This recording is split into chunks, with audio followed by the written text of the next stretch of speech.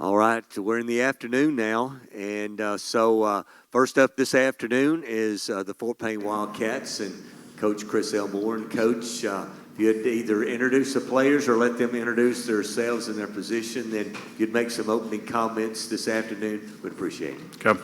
On my far left is Kobe King. He's our senior free safety for us, pretty much the quarterback of our defense.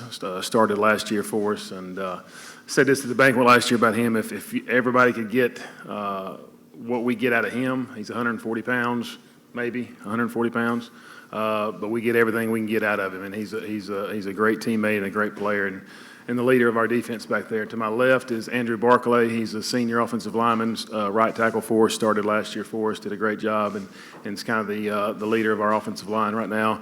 To my right is our senior quarterback, Jake Barnes, who started last year as well. Jake's like me. He's a coach's kid. His dad was a coach for a long time before Payne's now our principal, and grown up around the game, knows the game, loves the game, and he's also a three-sport athlete for us, so he's busy year-round, does a great job for us. And then to his right is Marcus Ledford, a senior receiver for us. Marcus has made a lot of plays for us, even since his 10th grade year, made a lot of plays, and was a big-time player for us last year as a junior. And so all four of these guys have done a great job for us the last couple of years, and more importantly, if something is going on in the off season, you can bet they're going to be there, and so we appreciate them and their commitment. And as far as expectations, I'm not quite go like Mike Leach said the other day, but I'll just keep it simple and say we're extremely positive, excited. Same out the other day.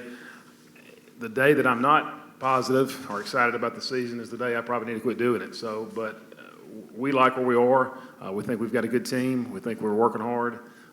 Like everybody else that's positive right now, we've got a long way to go, and we understand that. And we just finished up our first week. We didn't do spring. We haven't done spring the last couple of years, and so this was our first week of practice this week. So we finished that up this morning, and for right now, we're encouraged about what we see, and we're just praying we can keep these guys healthy and as we move forward and continue to get better on a daily basis.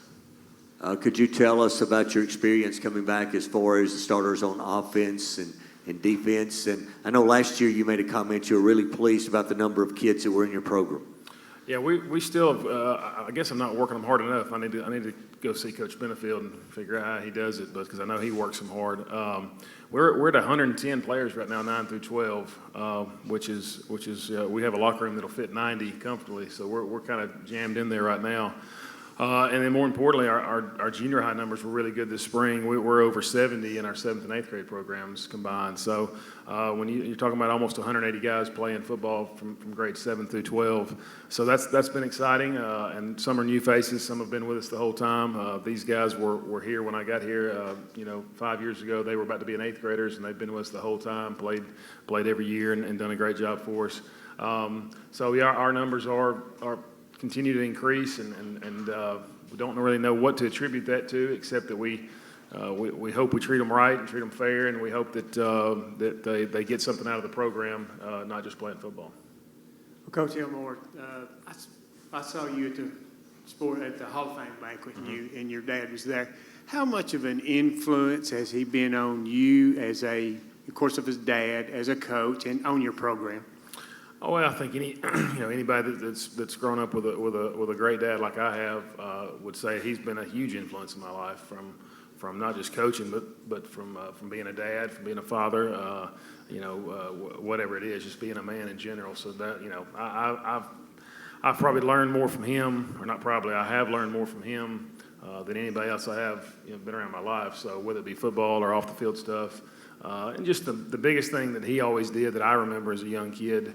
That I've tried to continue to do is just how you treat people, and that you're firm but you're fair, and you have rules and you stick to them, but at the same time you treat people with respect, because you would hope they do the same to you, and he's always done that, and we try to do the same thing with our program.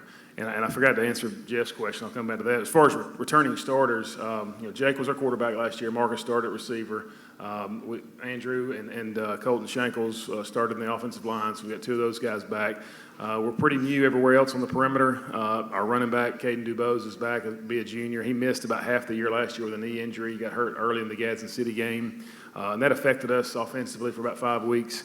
But he's back, and then Alex Akins, who plays both sides of the ball for us, is back as an outside linebacker and a running back. And then I already mentioned Kobe being back at free safety, which is huge for us. And then we're new in a lot of places on defense, but at the same time, it's not really necessarily new people. We're new positions. Like Bennett Blanks is probably going to move to inside linebacker, or has moved to inside linebacker as opposed to outside. And then we've got a couple guys back in the interior front. Hayden Presley's back and Silas Holmer's back. Silas may play a little bit more offense than defense. He's probably going to play both, just depending on how things work out over the next few weeks. But so, I think we're about, I haven't really sat down and looked at the numbers, but I'd say we're about half and half as far as we've got about half the guys back on offense and half on defense. But like I said earlier, we're positive, or we're encouraged about what we see and what we're doing, and we just got to keep trying to improve. This is for the players. Coach Elmore's put his stamp on this program. He's, set it, the foundation. What do you think about Coach Elmore? What kind of influence does he have on you? Personally, he's a good coach. He's instilled in us to be great young men and great players. That's about it. I think Coach Elmore is a great coach. He encourages us to come out, strive, to do great every day, and be great at what we do. I'm going to go kind of what Barclay said. He not only wants us to succeed on the field, but also off the field. Overall, Coach Elmore is a great coach. Like Kobe said, he just keeps us motivated and makes sure we're doing what we're supposed to be doing on and off the field. Couple of questions. First, Coach Elmore, no more 70-yard field goals this year? Probably not any 70-yard field goals. No. I don't think we'll do that again. Not for a while. It was fun. It was fun when it happened, but probably not any this year. No. And Jake, as the quarterback, you got a little more pressure. You got to actually get the ball all the way downfield now, huh? Yes, sir. Alex, who's definitely a weapon. But this year, I'm excited. We'll have to finish some drives more and give our guys a little bit closer of a shot. But we got some great guys coming up. And also for the player, all the players. Coach mentioned 110 players in the program. What does that mean to see, the growth in the program for you guys? What does that mean to see that? For having all those players, I think that shows that Fort Payne football program has a bright future, because it's only about 12 of us seniors, so it's a lot of players, underclassmen, that will be coming up soon. Like Kobe said, we're young, but those guys work hard, and they do, and I think they're all ready to play. Yeah, so we are really young, but we were at practice this morning, and somebody walked up and was asking about Carter, and would look at him, and you would not think he's a sophomore. We have a lot of guys that are sophomores and freshmen that are going to play a big role this year and do a really good job. As being the only returning starting receiver from last year, we're just young. I mean, I just try to keep my guys motivated, and overall just make the pressure on me. I'll take everything, and whatever needs to be done, we can do it. Coach, talk about what you think may be the strength of this year's Wildcat football team. They touched on the fact that we are young. We are young in places for sure, or maybe inexperienced in places. We have 15 seniors. Several of those will play a lot for us, but we've got Carter Tinker, who will be a 10th grader, who will play a lot of linebacker and tight end for us, some situations. Brandon Oliver and Skylar Cody have shown some really promising things at receiver this summer.